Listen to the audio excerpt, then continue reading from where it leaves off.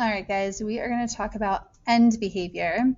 Now, I cannot recommend enough, like if you weren't in class and didn't do this lab with us, that you really go try this lab first. You need to use Desmos. It says use a graphing calculator, but I would just go to Desmos and make a quick sketch of these to notice what's going on here, because that will help this to make much more sense. But essentially what we are doing is we are just looking at the ends of the graph. And so what I mean by that is kind of like where the arrows are pointing on your graph. There's going to be some crazy stuff happening in the middle of the graph, like weird humps and bumps and stuff. We don't need to worry about any of that just yet. In fact, when I sort of graph these, I'm going to make a cloud in the center because I'm really not concerned with what's going on in there. We're just going to put a cloud in front of it, pretend like it doesn't exist for now, okay? So what we noticed, hopefully, in doing that lab is that sometimes the ends of my graph both go up like this. And so it's fine to say that your ends are up and up, but it is much more mathematical and appropriate to talk about as x is going to the left, or really as x is going to negative infinity, what is y doing, right? Because this is the negative direction, or the left side of the graph, and this is the positive direction. So x will always have a left and a right side, or a negative infinity side, and then a positive infinity side. What y is doing depends on what my graph is. So in this case, because both the ends are up, both the y's are going to positive infinity because you're going up.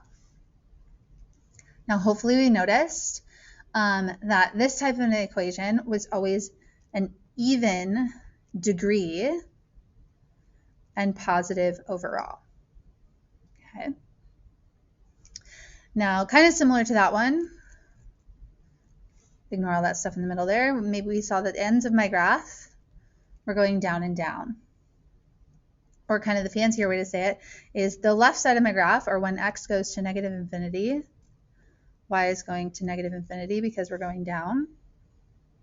And then on the right side of my graph, where x is going to positive infinity, y is also going down. So still negative infinity. And hopefully it makes sense that this equation would also be even, but this time negative. And I'm going to kind of sum this up in a couple, after I finish all of them, and then we're going to do a couple examples underneath this chart here. Okay, so this chart actually goes on page 54 in your notebook. We're going to add to that tomorrow, so like that's why I'm not showing you the pages and everything. Okay, next, maybe we saw a graph that had an end here and then an end here. Okay, so it kind of starts down, ends up. So on the left side of my graph, or when x is going towards negative infinity, y is going down, so towards negative infinity. On the right side of my graph, when x is going towards positive infinity, y is going up, so towards positive infinity. This kind of graph has an odd degree. And kind of the way I remember is like the arrows are going in opposite directions, so it's odd and opposite. Hopefully that makes sense. And then this one is positive, like a positive leading coefficient. My fault. LC. Let's put LC for leading coefficient. And then the last situation that could occur is that your graph starts up and ends down. So like up then down. But again, the mathy way to say it is as x goes to negative infinity, y is going to positive infinity. And as x goes to positive infinity, y is going to negative infinity. This happens when you are odd, but a negative leading coefficient. Now, kind of the way I process this in my brain, because like even and odd is very different than positive and negative, but somehow we always goof them up when we're talking about them at the same time. It's super weird, but we all do it. I know how to graph a parabola, and a parabola is even. So these two here are like a parabola, because a parabola is either both up or both down, and it's like to the second power, so that's why it's even. It's up when it's positive, it's down when it's negative. So I just relate it back to something that's easy, something I know. A parabola is easy because it's to the second power, so that's even. And then I'm pointing up, parabola is positive, pointing down, parabola is negative. These two over here, the easiest thing that I know how to graph that is odd is a line. So like a line. Because a line is just x to the first power, and 1 is odd. And like a line can look like this, a going up line, or like this, a going down line.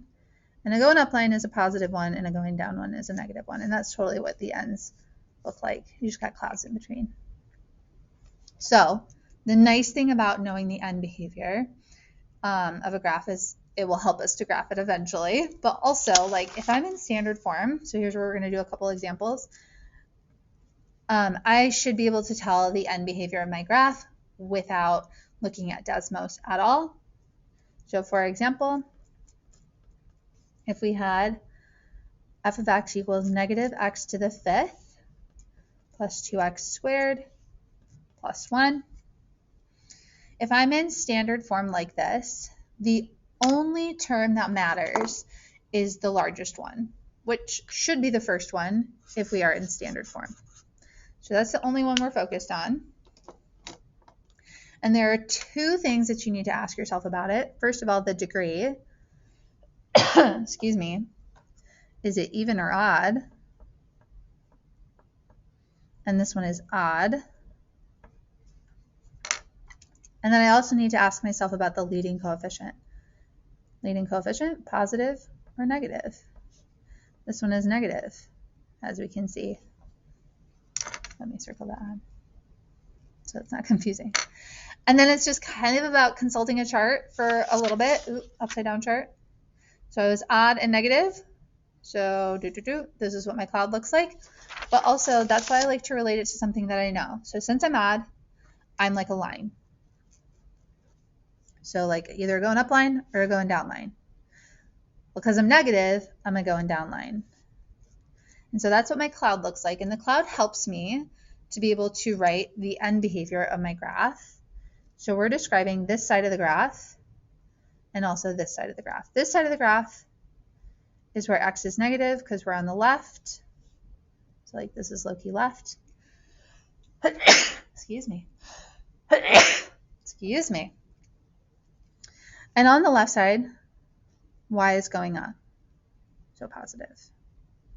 We're really just describing what this arrow is doing. It's left and up.